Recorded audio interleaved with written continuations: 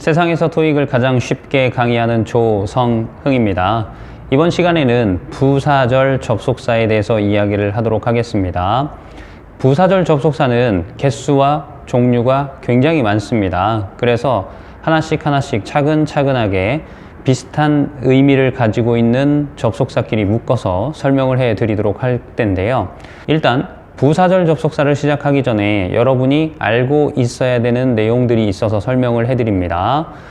우선 접속사는요, 우리가 부사절 그러면 이 표현이 떠오르면 좋을 것 같아요. 물론 이거 말고도 부사절의 형태가 있지만 우리가 쉽게 부사절이다 라고 파악을 할 수 있는 부분인데요. 컴마 앞에 있으면 100% 부사다. 이거 앞에서 학습을 했던 적이 있습니다. 그래서 컴마 앞에 있으니까 100% 부사고요. 이 안에 주어 동사가 있으니까 절이라고 부를 수 있죠. 그리고 이 부사절 안에 접속사의 이름을 우리가 부사절 접속사라고 부르는 표현이 됩니다. 오늘 이 시간에 배워야 될 접속사들은 전체가 다 이 부사절 접속사에 해당된다라는 걸 기억하시면 되겠고요.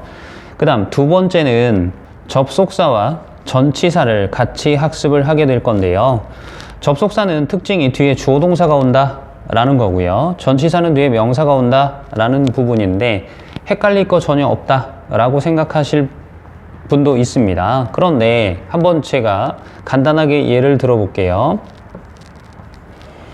자, 이런 식으로 만약에 시험 문제가 나와서 이 빈칸에 접속사 또는 전치사를 쓰세요 라고 한다면 일단 뒤쪽에 명사가 보이니까 그러면 전치사가 뒤쪽에 명사를 쓸 수 있으니까 전치사가 답이겠군 이라고 생각을 할 가능성이 있습니다.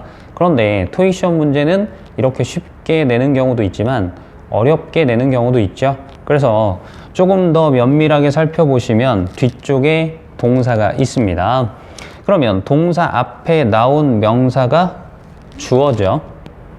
그러면 주어 동사 앞에 쓸 수 있는 건 접속사가 맞죠? 전치사를 쓰시면 안 됩니다. 그래서 이런 식으로 속임수 문제가 들어갈 수 있기 때문에 특정 단어가 접속사인지 전치사인지 그 부분도 알고 있어야 문제를 풀 수가 있습니다. 그래서 접속사하고 전치사하고 같이 설명을 드리도록 하겠습니다. 자, 여러 가지 의미를 가진 접속사들이 있다라고 얘기를 했는데 그 중에서 우선 첫 번째로 시간의 의미를 나타내는 접속사와 관계된 전치사까지 묶어서 설명을 해 드리도록 하겠습니다. 자, 시간 전치사 첫 번째 when과 as가 있죠. when과 as는 시간일 때, 뭐뭐 할 때라고 해석이 되는 표현입니다. 이 표현들은 여러분들이 이미 많이 알고 있으니까 특별히 설명은 필요 없을 거라고 생각을 하고요.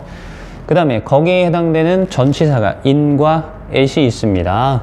이 부분 설명을 해드리면 in은 뒤에 이렇게 ing 형태를 써서 수거처럼 사용이 되는데요. 이런 뜻입니다. 뭐뭐 할 때라고 해석이 돼요.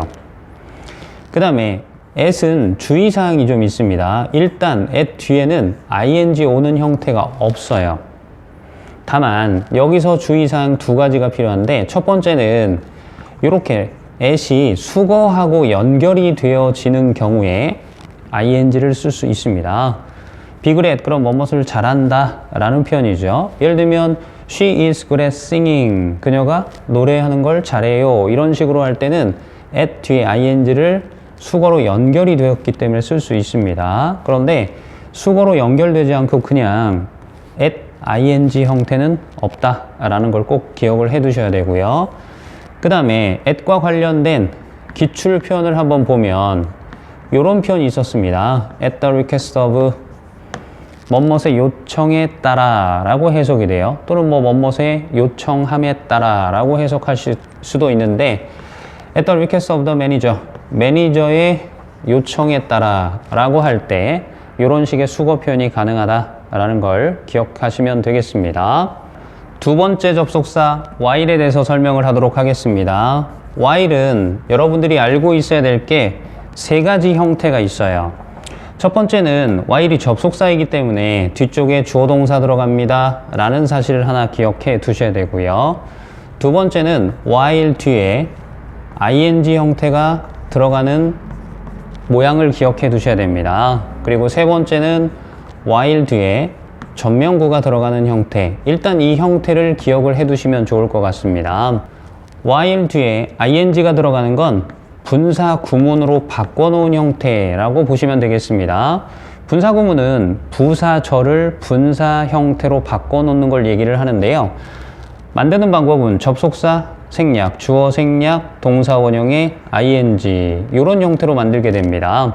다만 이때 접속사를 생략했을 때 불편한 점이 생겨요. 그래서 불편한 점을 없애기 위해서 접속사를 예외적으로 써줄 수 있다라는 걸 기억하시면 되겠습니다. 그래서 while 뒤에 ing가 들어가는 형태도 있고요.